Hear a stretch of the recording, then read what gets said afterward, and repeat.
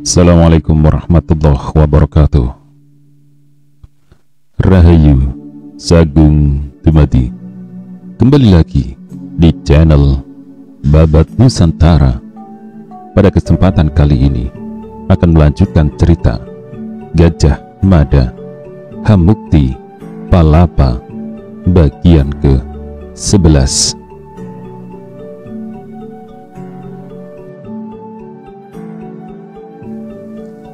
Pradabhasu dan Gajah Enggon yang menyimak bacaan kakawin itu tidak mengenali apa judulnya. Pembacaan kakawin dalam tembang itu ternyata tidak hanya dilakukan Ki Agel. Gajah Enggon merasa hanyut di aliran air deras manakala mendengar calon istrinya, juga mendengarkan suaranya, suara yang lembut dan indah, melebihi indahnya tembang dari bibir seorang waranggono. "Apa artinya semua ini?" tanya Gajah Enggon yang kebingungan dengan berbisik. "Kau benar-benar beruntung," balas Pradabhasu. "Apakah menurutmu aku harus menerima?" "Ya, kenapa tidak? Kau harus menerima gadis itu sebagai istrimu. Atau kalau menolak, kau akan menyesal seumur hidupmu, karena mungkin tawaran itu akan diberikan kepadaku. Ingat, bukankah Ibu Suri Gayatri mengatakan bahwa dari ujung galulah hidupmu dimulai?" kata Pradabhasu dengan suara lebih berbisik. Gajah Enggon gelisah. Gajah Enggon saling meletakkan kedua tangan dengan meremas-remas jemari. Ia memandang ke arah bilik tempat suara lembut dan alunan mocopat itu berasal. "Jadi ini yang dimaksud Ibu Suri Gayatri?" tanya Gajah Enggon dengan ragu. Berlahan tetapi betapa mantap Pradabhasu mengangguk. "Selamat," ucapnya sambil mengulurkan tangan. Namun Gajah Enggon tidak dengan segera menerima jabat tangan itu. "Sekali lagi, apakah menurutmu sebaiknya aku menerima gadis itu sebagai istriku?" Pradabhasu tersenyum. "Selama ini kau mengalami kesulitan dalam mencari jodoh, karena betapa kikuk kau dalam menghadapi perempuan. Kali ini ada gadis yang demikian cantik menawarkan diri menjadi istrimu. Menurutku tidak ada alasan bagimu untuk menolak."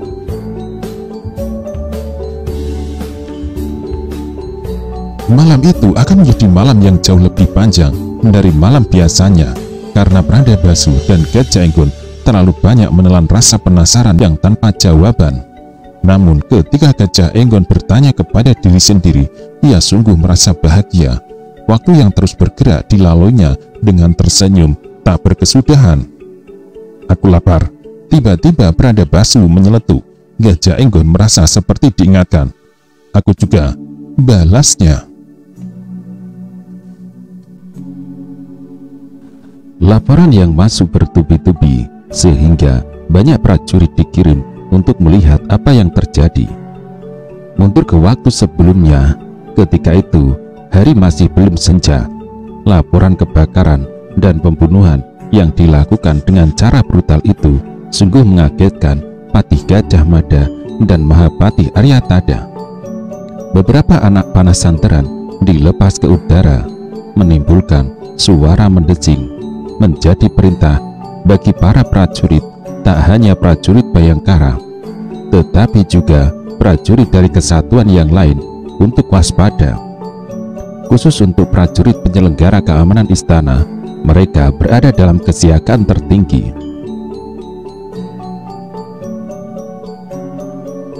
Dari anjungan pengintai di pintu gerbang Purawaktra, Gajah Mada yang berdiri berdampingan dengan Mahapatih Amangkubumi Aryatada memperhatikan asap yang membumbung tinggi dari beberapa arah. Dari segala penjuru terdengar kentongan dipukul bertalu-talu, merampas perhatian siapapun untuk waspada. Untuk melihat bagaimana api membakar beberapa rumah penduduk dengan menandai asapnya, Aryatada memaksa diri untuk naik. Gajah Mada menuntunnya meniti tangga batu merah. "Apa artinya ini, Gajah Mada?" tanya Aryatada dengan gusar. "Siapa orang yang berani membuat kacauan macam itu?" Gajah Mada tidak memiliki jawabnya. Dengan tidak berkedip, ia memperhatikan asap yang membumbung naik ke langit. Baik Mahapatih Amangkubumitada maupun Patih Gajah Mada memberikan perhatiannya kepada Senopati Gagak Bongol, pimpinan pasukan Bayangkara yang baru yang datang bergegas menaiki tangga. Dengan sigap, Gagak Bongol memberikan penghormatannya. "Apa yang kau sampaikan, Gagak Bongol?" tanya Gajah Mada. Tangkas Gagak Bongol memberikan penghormatannya.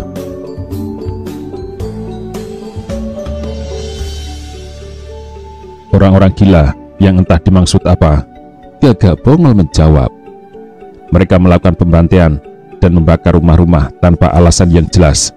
Mereka meninggalkan jejak kematian di mana-mana. Saat ini pengejaran besar-besaran sedang dilakukan, tetapi masih belum ada laporan yang masuk." Gajah Mada memeras otak dan mencoba mencari jawab apa maksud orang-orang yang melakukan pembantaian itu. "Ada berapa orang pelaku perbuatan gila itu?" tanya Gajah Mada. "Tidak jelas, Kakang," jawab Gagak Bongol. "Namun jika menilik mereka meninggalkan jejak di mana-mana, tentu dilakukan oleh beberapa orang, bisa lebih dari 5 orang atau bahkan 10 orang. Mereka bertindak cepat dan langsung menghilang entah kemana. Pelakunya jelas bukan orang gila, karena tidak mungkin lebih dari 5 orang gila secara bersamaan. Jelas ada alasan yang mendorong mereka melakukan itu, entah dendam yang mana yang menjadi alasan itu." Gajah Mada yang mengarahkan pandangan matanya ke atap Manguntur kembali membalikkan badan dan memperhatikan asap yang membumbung terbawa angin, memberitahu siapapun yang melihatnya sedang ada orang tak waras menabur tembang kematian. Gajah Mada akhirnya merasa tidak ada gunanya berlama-lama berdiri di atas anjungan pengawasan di Gapura Waktra itu. "Mari kita turun, Paman," kata Gajah Mada ditunjukkan kepada Tada. "Berada di sini lama-lama, kepalaku pusing."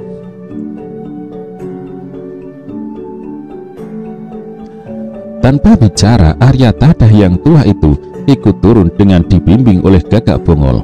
Kekacauan yang timbul itu menyebabkan prajurit Bayangkara berada dalam kesiagaan tinggi. Istana tempat tinggal Prabu Putri Tribuana Tunggadewi dijaga ketat. Demikian pula dengan istana di sebelahnya yang menjadi tempat kediaman Prabu Putri Dyahwiyat Raja Dewi dipagar betis, depan, belakang, dan samping. Dibimbing oleh Gajah Mada, Mahapati Arya Tada naik ke gedung jaga perwira. Rupanya di sana sedang ada sesuatu yang menarik perhatian. "Ada apa?" tanya Gajah Mada. "Seorang mengaku bernama Tumangkar memaksa ingin bertemu dengan Kipati," jawab seorang prajurit. "Tumangkar?" ulang Gajah Mada. "Apa keperluannya?" "Ia hanya mau mengatakan kepada Kipati ia memegang lencana Senopati Gajah Enggon," jawab prajurit seorang lagi. Patih Gajah Mada meninggalkan Mahapati Arya Tada yang memilih duduk beristirahat, menaiki dan kemudian turun dari anjungan pengintaian di atas Purawaktra, menyebabkan dadanya terasa nyeri. Usia tua menyebabkan Arya Tada tak mampu lagi melakukan pekerjaan yang berat. Pada usia yang makin tua seperti itu, Mahapati Arya Tada mulai meluangkan waktu jauh lebih banyak untuk urusan kebajikan. Ke depan, Tada mulai menimbang siapa gerangan orang yang layak dipilih sebagai penggantinya menduduki kursi kepatihan sebagai amangku bumi.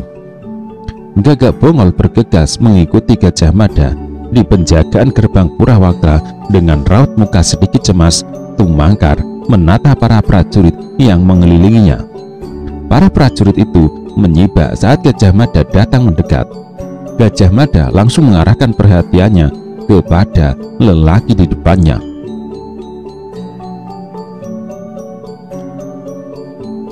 "Kamu ingin bertemu denganku?" "Benar, Kipati," jawab Tumangkar. "Aku membawa pesan penting yang harus aku sampaikan kepada Kipati. Orang yang menyuruhku membekaliku dengan lencana ini." Gajah Mada memperhatikan lencana dalam genggaman tangan itu. "Apa pesan Senopati Gajah Enggon?" Disimak semua yang hadir. Tumangkar menceritakan apa yang terjadi dan telah menimpa para tetangganya yang tumpes lapis dibantai oleh orang tidak dikenal. Bahwa apa yang menimpa para tetangganya menjadi beban demikian berat menyebabkan Tumangkar agak tersendat dalam menceritakan apa yang terjadi. Namun Gajah Mada dan segenap prajurit yang mengelilingi bisa menyimak dengan rinci. Tuan Senopati Gajah Enggon berpesan, orang-orang yang membuat kekacauan itu para maling yang akan menyelinap masuk ke istana. Onar yang akan dilakukan adalah untuk memancing para prajurit keluar dari istana, kata Tumangkar mengakhiri ceritanya. Gajah Mada dan Gagak Bongol saling pandang. Ada pesan yang lain? Tanya Gajah Mada. Tumangkar menggeleng. Tidak tuan, jawabnya. Gajah Mada bertolak pinggang sambil menyebar pandangan mata menggerutaki wajah semua prajurit yang mengelilinginya dan menyimak pembicaraan yang terjadi.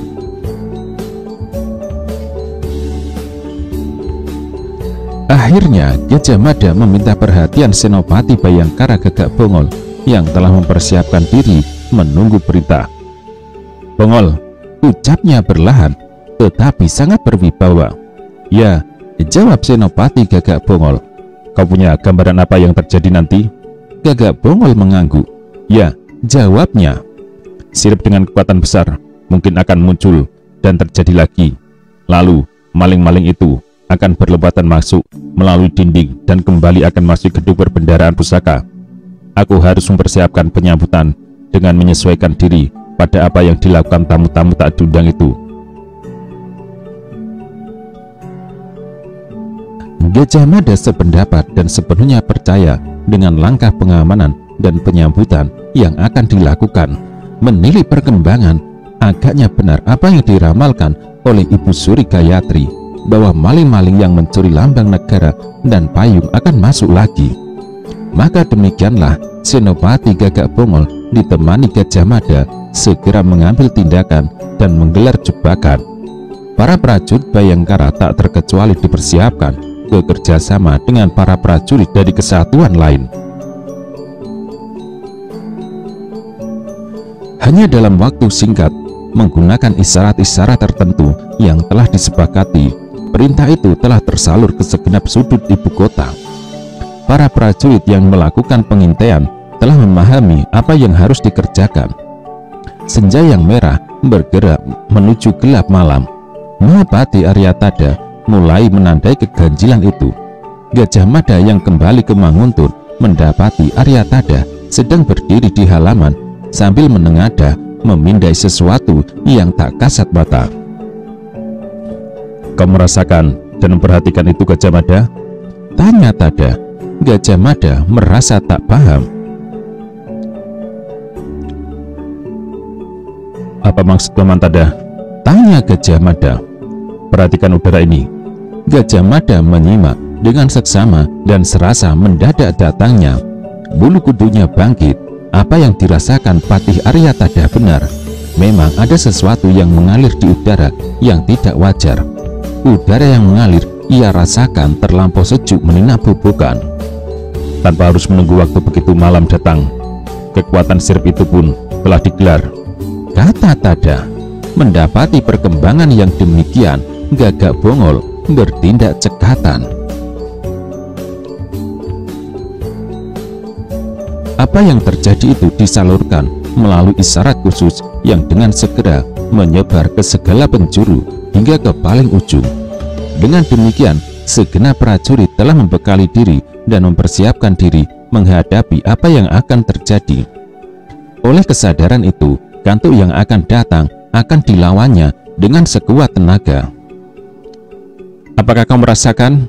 Bertanya seorang prajurit rendahan yang berjaga-jaga tak jauh dari Bajang Ratu. Prajurit yang ditanyai memejamkan mata. Berlahan ia menggeleng. Aku sudah berusaha, ucapnya, tetapi aku tak menemukan bedanya. Aku merasa udara yang mengalir kali ini sama seperti sebelumnya. Tak ada yang aneh.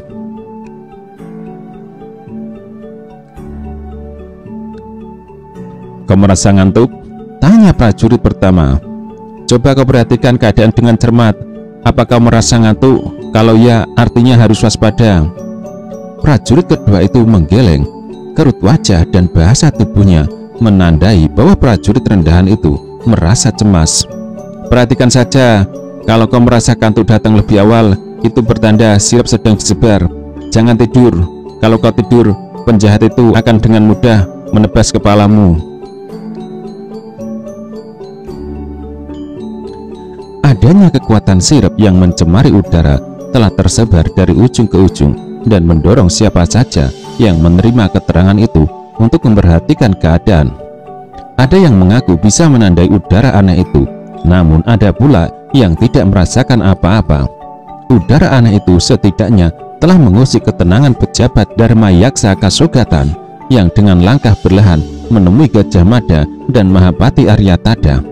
Kehadiran Dharma Yaksa Kasogatan Samenaka mudah ditandai dari tubuhnya yang tinggi kurus serta jubahnya yang menutup seluruh tubuhnya. Akan tetapi yang mengagetkan Gajah Mada adalah orang yang datang bersama pejabat agama Buddha itu. Gajah Mada menerima kehadirannya dengan perasaan meluap. 3 tahun sejak apa yang terjadi dan menimpa Prabu Jayanagara, ia menghilang lagi, tak ada kabar beritanya. Kini orang itu terlihat lagi batang hidungnya. Gajah Mada merasa memerlukan menyapa orang itu lebih dulu. Dari Melalang Buana kemana saja selama ini kau, Pancaksara? Gajah Mada bertanya. Pancaksara tersenyum lebar. Ia merasa senang bertemu kembali dengan sahabat yang dikaguminya itu.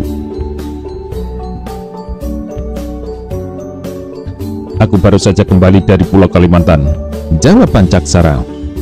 Ada banyak kisah yang akan aku ceritakan. Rasanya meski berhari-hari aku bercerita, tak akan cukup untuk menuturkan dari awal hingga ujung. Gajah Mada mengangguk dan mengarahkan hormatnya kepada Dharma Yaksa Kasogatan Samenaka. Hormatku Bapak Guru Samenaka, ucap Gajah Mada sambil mengangguk sedikit agak membungkuk. Dharma Yaksa Kasogatan Samenaka mengangguk membalas penghormatan itu, juga membalas penghormatan yang diberikan Mahapati Aryatada.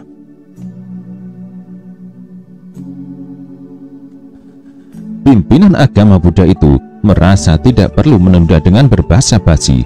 Sang Menaka langsung mengutarakan persoalan yang dibawanya.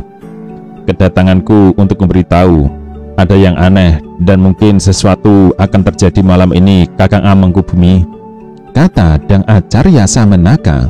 Gajah Mada menyimak dengan seksama ucapan Samenaka, demikian pula dengan Gagak Bongol yang berdiri agak jauh di belakang.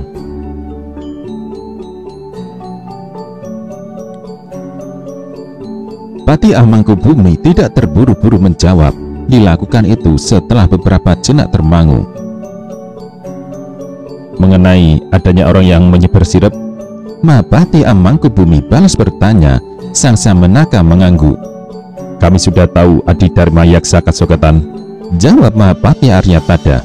Itulah sebabnya saat ini tengah kami lakukan persiapan penyambutan tamu-tamu itu. Sang Menaka menatap tajam.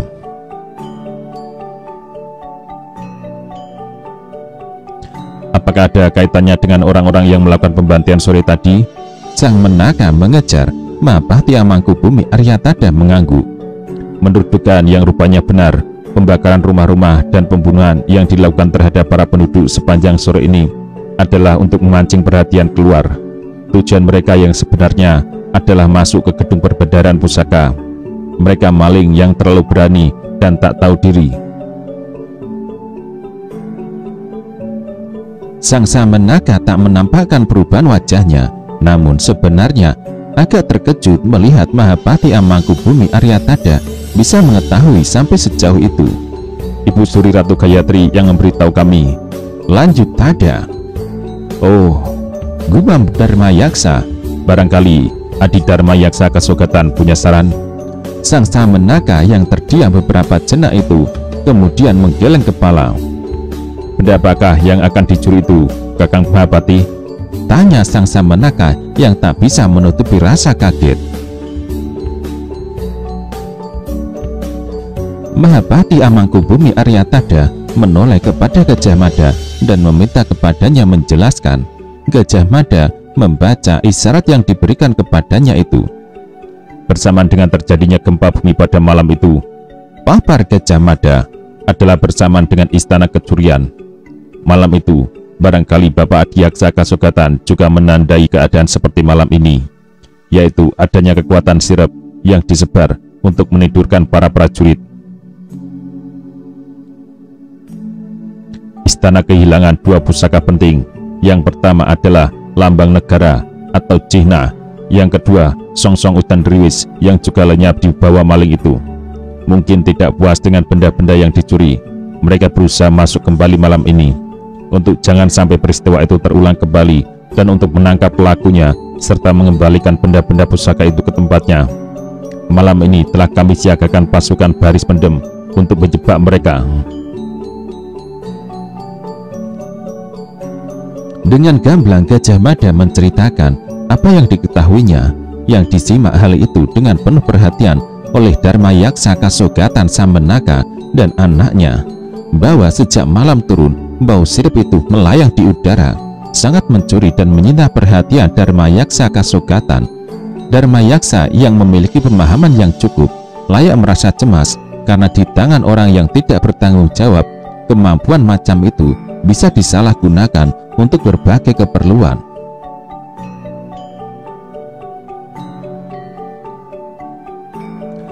Mahapati Amangkubumi Aryatada selanjutnya menemani Dharmayaksa Kasogatan berbicara banyak hal. Sementara itu, Gajah Mada dan sahabat karibnya memilih menyendiri. Ada sebuah berita penting yang akan kau sampaikan kepadamu. Itu sebabnya sejak aku mendarat di ujung Galuh, aku berbaju bagi kesetanan, kata Pajaksara. Gajah Mada memicingkan mata. Ada yang janggal dirasakannya. Kamu berkuda? Sejak kapan kamu berkuda? Pancaksara tertawa.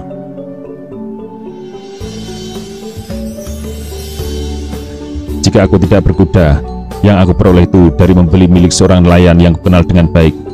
Tamu-tamu dari Swarna Bumi itu akan tiba lebih dulu. Siang tadi, serombongan kapal besar membuang saut di ujung Galuh. Yang aku tahu, armada itu dipimpin oleh Adityawarman. Gajah Mada memandang sahabat lamanya dengan amat lekat. Kau yakin mereka tamu dari Swarna Bumi? Aku sangat yakin, jawab Pancaksara dengan tegas. Aku sempat berbicara dengan salah seorang dari mereka yang turun ke daratan. Juga kuyakini dari tulisan yang terpahat di lambung kapal juga benderanya. Aku juga tahu kesulitan yang mereka alami yang ingin melanjutkan perjalanan menyusuri sungai karena sedang kering. Menurut perhitunganku, mereka akan datang kemari besok dengan berjalan kaki atau berkuda. Mereka membawa kuda, tentu mereka butuh banyak kuda, tanya Gajah Mada. Pancaksara menggeleng. Kulihat tidak, yang kuduga mungkin mereka berbelanja kuda lebih dulu. 1 atau 2 sampai 5 ekor kuda bisa didapat dengan mudah, namun tidak untuk jumlah yang banyak. Gajah Mada berjalan mondar-mandir mencerna keterangan baru itu. Berita yang diterima dari Pancaksara itu sungguh merupakan berita yang sangat penting. Persiapan penyambutan harus dilakukan untuk menghormati tamu-tamu dari mancanegara. Kedua Prabu Putih harus diberitahu akan datangnya tamu-tamu penting itu, ucapnya. Pancaksara bergeser dan memandang puncak Manguntur sambil membelakangi Gajah Mada yang terdiam. Kepada Gajah Mada, Pancaksara merasa harus menumpahkan rasa pandangnya. Aku punya pendapat, mungkin kau bisa mencerna sekedar agar waspada, tambah Pancaksara. Apa? Balas Gajah Mada.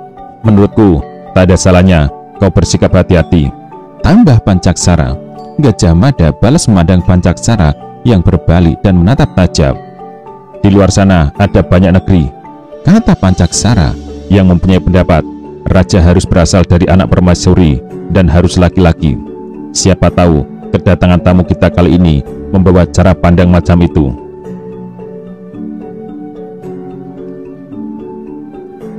Apalagi jika mengingat yang akan datang kali ini adalah Adityawarman.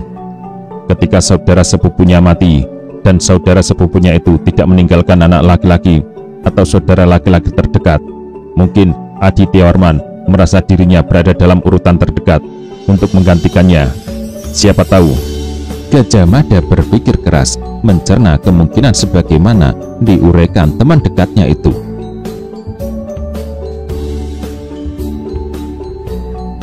Genangan Gajah Mada segera terpusar atas peristiwa yang terjadi dan menimpa Singosari. Kurang apa Sri Kertanegara pada waktu itu? Raja gelang-gelang keturunan Kertajaya Jayakatwang ditempatkan di tempat yang terhormat. Anak lelakinya bernama Arda Raja diambil menantu, dikawinkan dengan anak bungsunya. Akan tetapi, apakah balasan dari kebaikan yang diberikan itu? Ketika Singosari sedang kosong karena para prajurit dikirim ke Sumatera dan Tumasek dengan pimpinan oleh Lembu Anabrang, Prabu Jayakatwang yang dikibasi banyak widi atau Arya Wiraraja dari Sungenep menyerbu istana dan membuat Karang Abang. Nafsu keserakahan untuk berkuasa mendorong Jayakatwang dari gelang-gelang sanggup menggempur Majapahit. Jika lengah, serbuan memang bisa berasal dari tempat yang tak terduga, bisa dari musuh atau bisa pula dari sahabat yang sebelumnya mengaku teman sejati. Dengan latar belakang macam apa tamu-tamu yang akan datang dari Swarna Bumi kali ini? Ada berapa jumlah kapal yang kau lihat? Tanya Gajah Mada. 10, jawab Pancaksara. 10, ulang Gajah Mada. Memuat berapa orang untuk setiap kapal? 200 orang. Pancaksara menggeleng lemah karena merasa tak tahu jawabnya. Sebuah kapal bisa muat 200 orang sudah cukup besar. Atau ada 300 orang sekalipun, berarti jumlahnya 3.000 orang. Dengan jumlah itu sungguh terlalu berani jika berniat menyerbu Majapahit, ucapnya. Bintang-bintang di langit yang terlihat sangat gemerlapan, bersih dan indah membuat gelisah karena kerinduan justru sedang tertuju kepada mendung dan hujan. Gajah Mada yang sedang berpikir itu mendongak ke langit karena suara Cataka terdengar menyayat. Burung yang meminum dari tetes-tetes hujan itu rupanya sungguh menderita. Akan tetapi burung Cataka itu segera menghentikan keluh kesahnya. Ada sebuah firasat kuat, hujan akan turun di sebuah tempat. Maka dengan segera ia mengayuh udara melalui kepakan sayapnya yang tak berkesudahan. Burung Cataka itu rupanya tahu di ujung galuh akan turun hujan. Majapahit membutuhkan kapal-kapal macam itu, bahkan dengan jumlah yang banyak, kata Gajah Mada. Pancaksara mengerutkan dahi.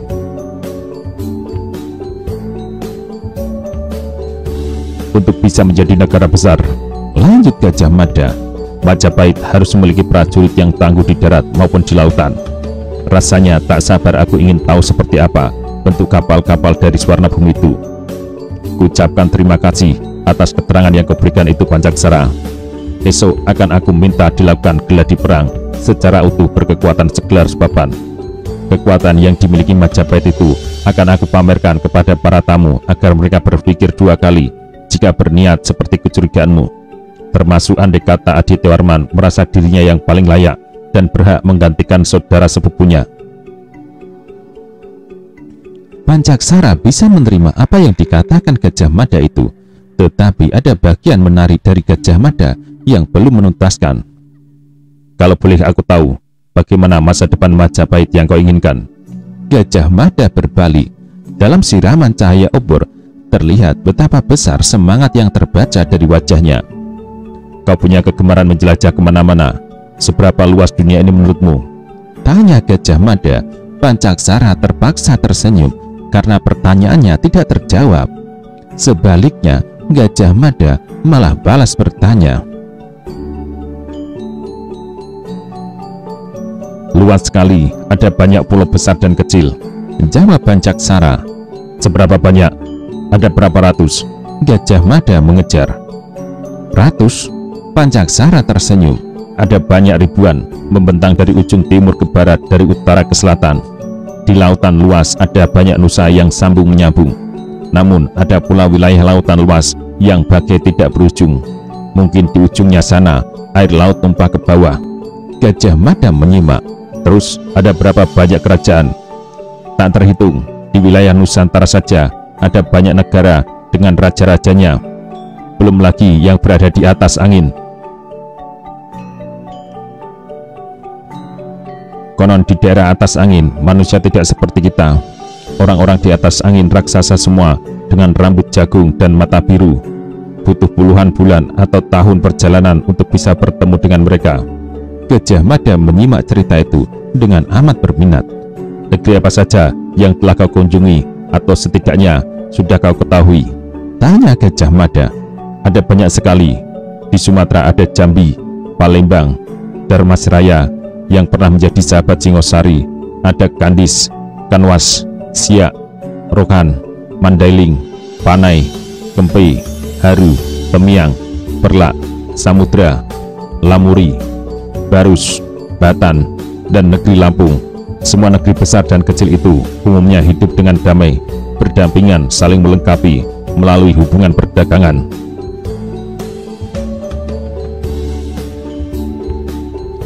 Namun ada juga yang bermusuhan dan terlibat perang. Pati Gajah Mada takjub mendengar itu. Kegemarannya berpergian dari satu tempat ke tempat lain menjadikan Pancaksara mempunyai perbendaharaan pengetahuan yang luas sekali. Sudah kau kunjungi semua negara yang kau sebut itu? Tanya Gajah Mada. Pancaksara menggeleng. Dharmasraya, Jambi, dan Lampung sudah aku kunjungi. Selebihnya kau lewati atau tidak menyadari sedang berada di negara mana karena tidak adanya batas yang jelas antara negara satu dengan lainnya. Lalu, tambah Gajah Mada, negeri bernama apa saja yang kau temukan di tanah Kalimantan?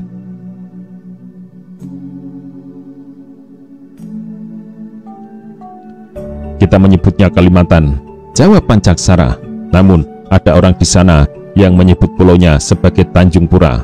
Aku mencatat ada negeri seperti Kapuas, Katingan, Sampit, Kota Lingga, Kota Waringin, Sambas, Lawai, Kandangan, lalu Singkawang, Tirem, Landa, Sedu, Barune, Sakadana, Seludung, Solot, Pasir, Barito, Sawaku, Tabalung, Tanjung Kutai, dan Malano.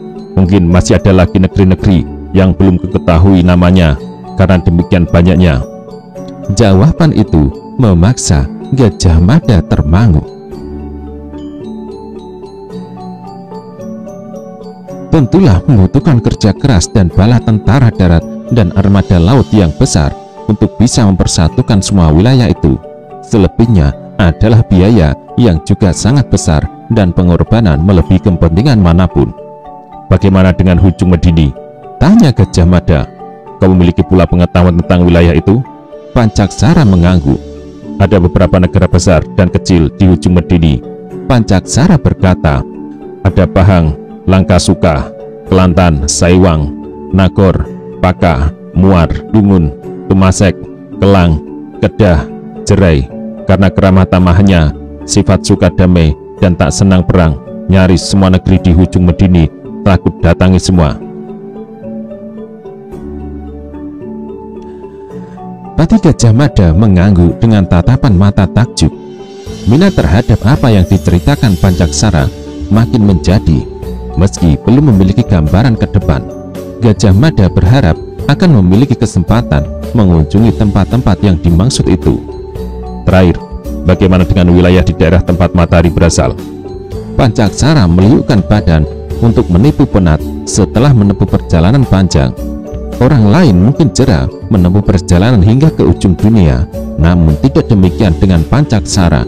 Keinginannya melihat banyak negeri dari satu tempat ke tempat lain menyebabkan Pancaksara kebal dari penat.